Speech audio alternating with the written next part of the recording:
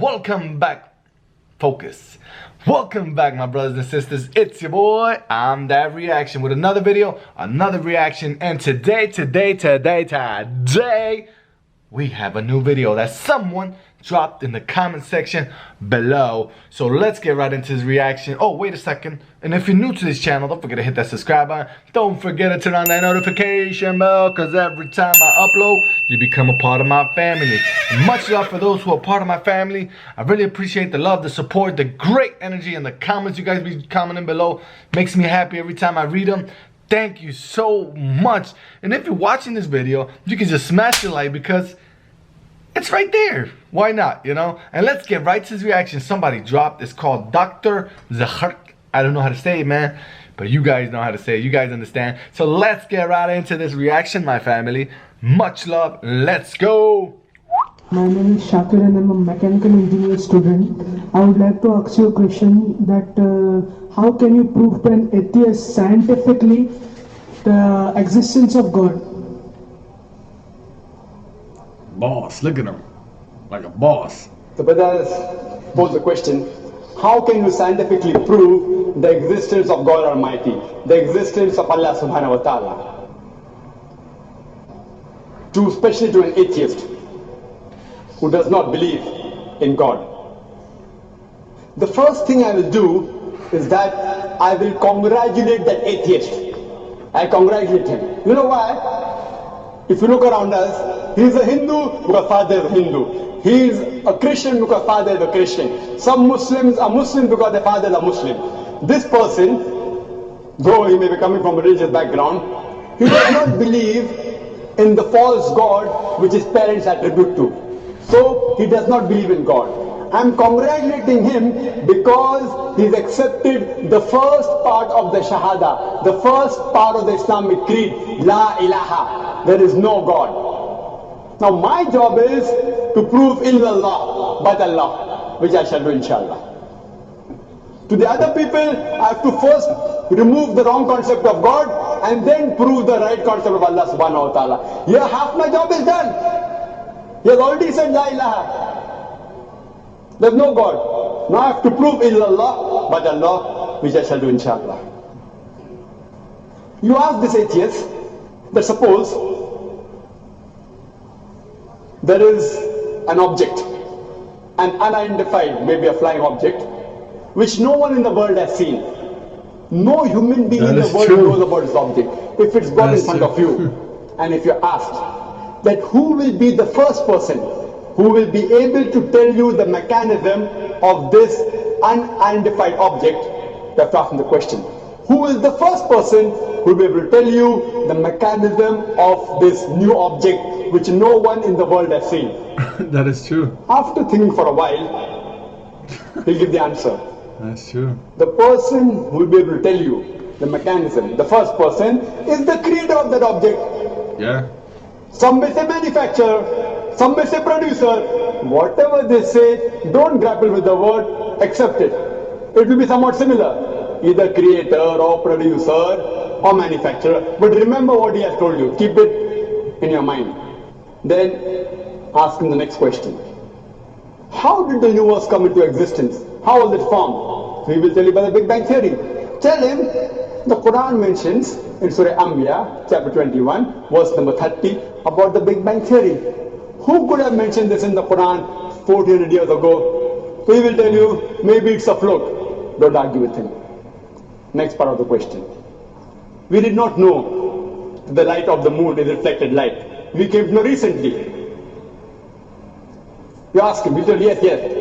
The light of the moon is reflected light. It's not its own light. When we discovered, he will tell you recently, yesterday, 50 years back, 100 years back, yesterday in science. You tell him, the Quran mentions that the light of the moon is reflected light 1400 years ago. Who could have mentioned that? Maybe somebody had a wild guess. Don't argue with him. Continue. We thought the sun was stationary. You ask him, is it stationary? He'll say, no, it's rotating and revolving. When you learn this, he will tell you yesterday, 50 years back, 100 years back. Quran mentioned this 1400 years ago. He will hesitate, but may say, maybe some intelligent person wrote it. Don't argue with him. Continue. How was the universe initially? What is celestial matter? He will tell you it was smoke. How did you come to know? We have got proof, we have got evidence. You tell him, Quran mentioned this 14 years ago. Who could have mentioned that? He will hesitate. Don't wait for response. Continue. Keep on posing question after question. All that I give in the lecture, keep on posing one question after the other. That, what is cycle? How do we come to know about it? Quran mentioned 14 years ago. About every living thing made from water. Who could have mentioned that? Quran speaks about botany, the male and female. Who could have mentioned that? Pose one after the other and ask the question, who could have written that? Then you tell him that there is a theory known as theory of probability. That if you have two choices, out of which one is right, the chances that you will make the correct choice just at random is 1 in 2. For example, if I toss a coin, it can either be heads or tails. The chances that I will be right will be 1 in 2. If I toss it twice, the chances that I will be right both the times will be 1 upon 2 multiplied by 1 upon 2, that is 1 upon 4, 25% chance. If I toss it thrice, chances I will be right all 3 times, 1 upon 2 multiplied by 1 upon 2 multiplied by 1 upon 2, it's 1 upon 8, 12.5%. A dice has got 6 sides. If I throw a dice, the chances that at random I will be correct is 1 upon 6. If I throw it twice, the chances that both the time I will be right will be 1 upon 6 by 1 upon 6, 1 upon 36. This is called as theory of probability. If I throw the dice twice and then toss a coin, all 3 being right will be 1 upon 6 by 1 upon 6 by 1 upon 2 is 1 upon 72. So you ask him, the chances may be, if you ask, what is the shape of the earth? There are various shapes. Some may say it is flat, some may say it is triangular, some may say it is hexagonal, some may say pentagonal, some may say heptagonal, some may say square. Say there can be 10 shapes. Some may say it is round, it is spherical. The chances that if anyone makes a wild guess, it being correct is 1 upon 10. The light of the moon, it can either be its own light or it can be reflected light. The chances that you make a wild guess and it being correct will be 1 upon 2. The chances that both shape of the earth and light of the moon being reflected light, both being correct, if you make a wild guess, it will be 1 upon 10 multiplied by 1 upon 2, it is 1 upon 20.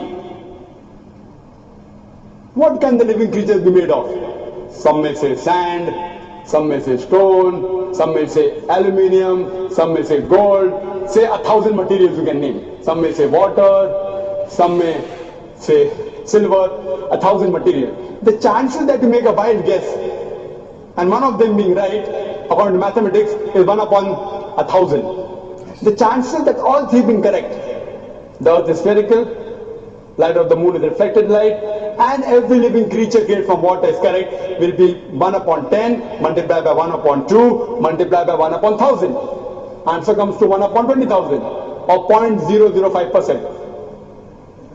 Quran speaks about scientific science more than 1,000 verses. In 3 verses the answer comes to 0.05%. If you apply probability theory to all this being a random chance, it will come to 0, negligible. And in maths, anything 1 in 10 raised to 50, it's equal to 0.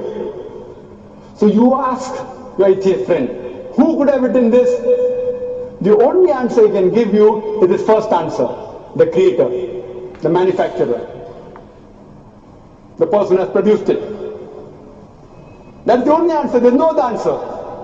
What science is saying today is they are not eliminating God. They are eliminating models of God. La ilaha illallah. They are not eliminating God, but models of God. I hope that answers the question. Back again with another interesting video. this video was knowledgeable because they were just saying how people are using the Quran to create certain things that are happening in this world, and they're trying to make it seem like it's theirs, you know. And wow, what this guy was saying to him was was on point. It's kind of true what he was saying. And hope you guys enjoy this short video. Don't forget to subscribe. Don't forget to turn on this notification bell so every time I upload a video, you guys will be the first ones to be notified. And thanks to those again for being a part of my family. Much love. Thanks for all the support and strong energy in the comments below. Don't forget to smash the like. Thank you so much again. And I'll be coming back with some more. We out of here, baby.